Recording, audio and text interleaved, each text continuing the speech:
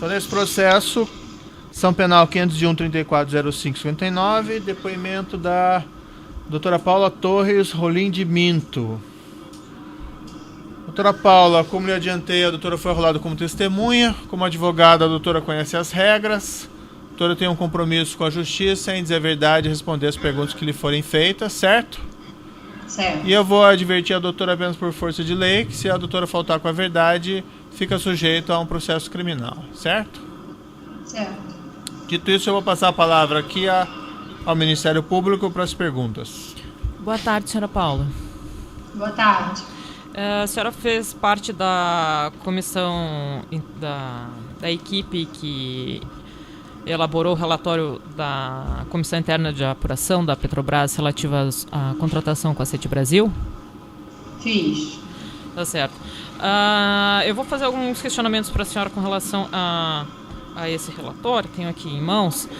Primeiramente, eu gostaria de saber o que a senhora se recorda com relação a averiguação de influência do senhor Renato Duque para que houvesse a contratação da Sete Brasil para a contratação do segundo sistema, ou seja, aquelas 21 sondas que foram contratadas posteriormente às 7 primeiras.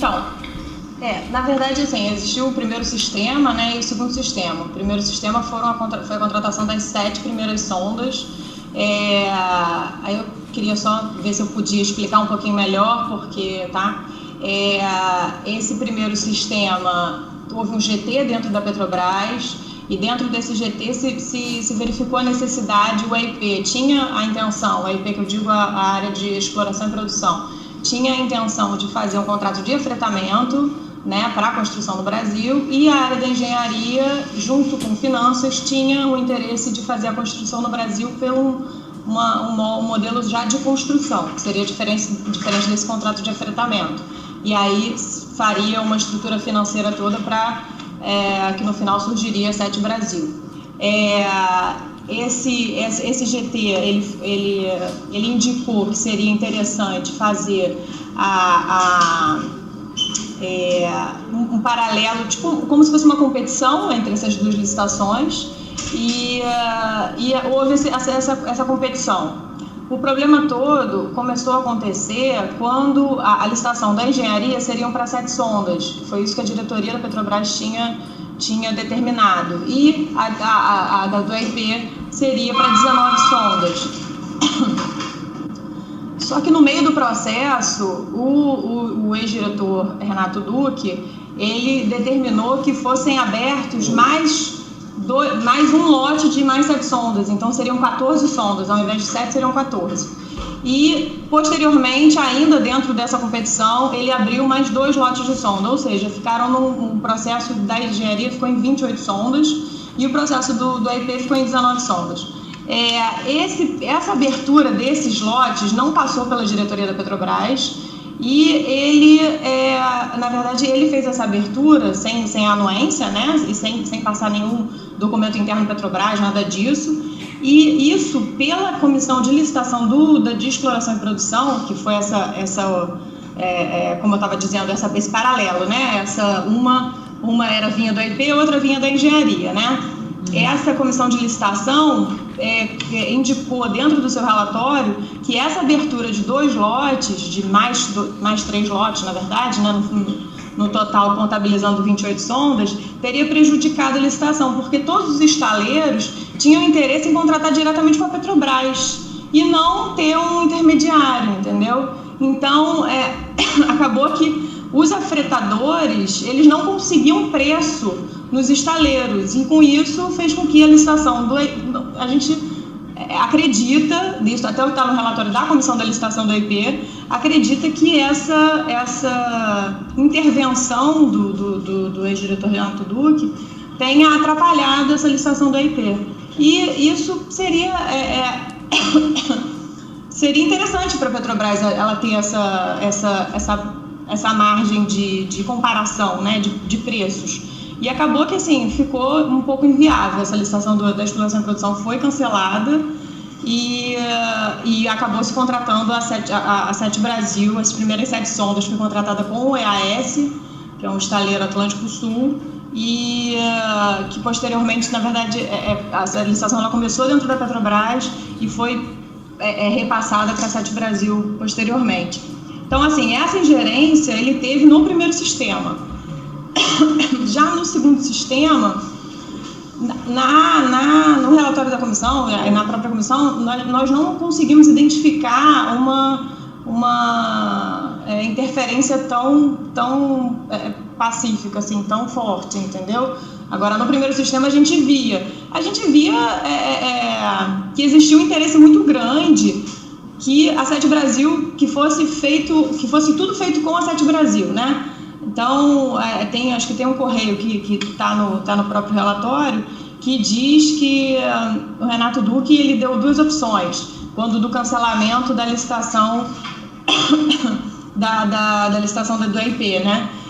Ou se contrata diretamente a Sete, ou pegam esses proponentes da licitação do EIP e adiciona só a Sete.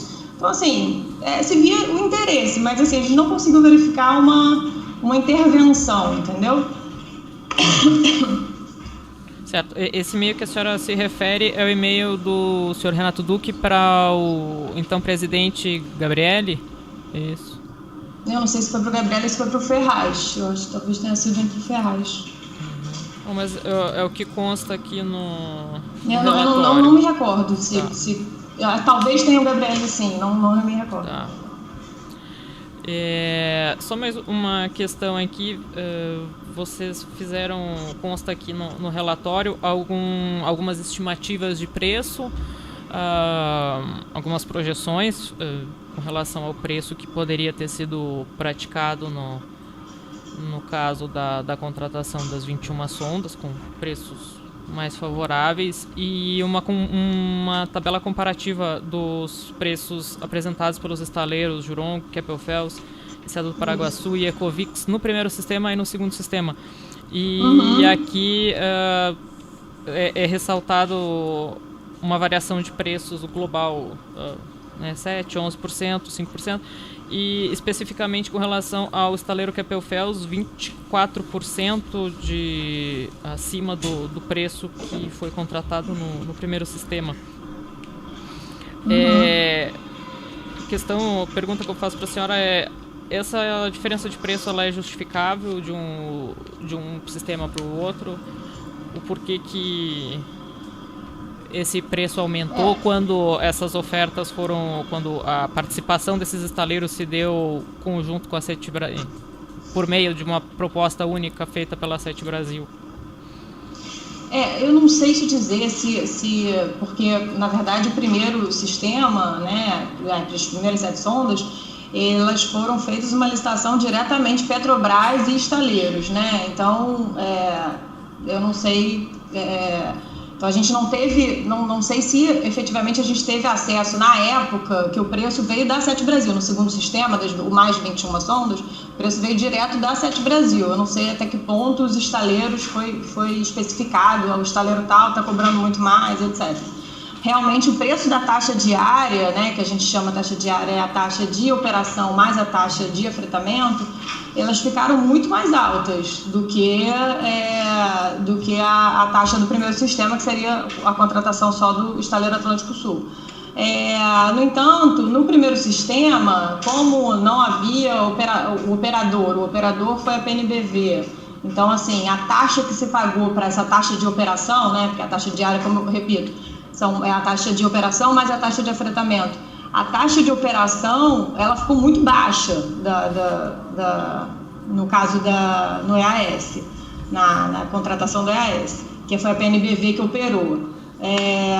E aí eu não sei realmente te dizer se... E além disso, a Petrobras ainda tinha alguns riscos a mais para a Petrobras no primeiro sistema que não tinham no segundo. A questão de um contrato de cooperação que foi firmado também, então talvez isso possa ter baixado a taxa no primeiro sistema, feito com que a taxa do segundo sistema tenha ficado mais alta, não sei. A gente não conseguiu chegar numa conclusão efetiva do porquê desses números estarem diferentes, entendeu? A gente só meio que teve essa ideia de que talvez possa ter sido isso, ou não, né? Não conseguimos chegar numa conclusão. Tá certo. Então tá bom. Obrigada, sem mais perguntas. O assento de acusação tem perguntas? Os defensores, se tiverem perguntas, eu peço só para daí falarem no microfone, tá? Para gravação. Boa tarde. Em realidade, na verdade, eu vou pedir daí para sentarem aqui, porque tem o transmissor também, tá? Então, pela defesa do Sr. Skornik, tem perguntas? Sim. Boa tarde. Eu gostaria de saber se a testemunha tem ciência se houve variação de câmbio do primeiro sistema para o segundo sistema nesse período e se no segundo havia exigência de conteúdo local. Havia exigência de conteúdo local no segundo sistema, sim. E acredito que no primeiro também havia exigência de conteúdo local. Não sei se modificou essa exigência de conteúdo local de um para o outro. Não me recordo disso. Agora, a questão da taxa de câmbio, eu não sei dizer se houve variação. Defesa de Pedro Barusco, José Carlos Medeiros e Eduardo Musa. Defesa de Renato Duque. Defesa de Mônica Moura. Defesa de João Santana. João Vacari. O juízo também não tem questões a serem colocadas, só indago os defensores. Tem algum defensor no Rio de Janeiro que teria pergunta? Sem pergunta, excelência. Tá. Então eu declaro encerrado o depoimento da testemunha, doutora Paula Torres Rolim de Minto. Doutora,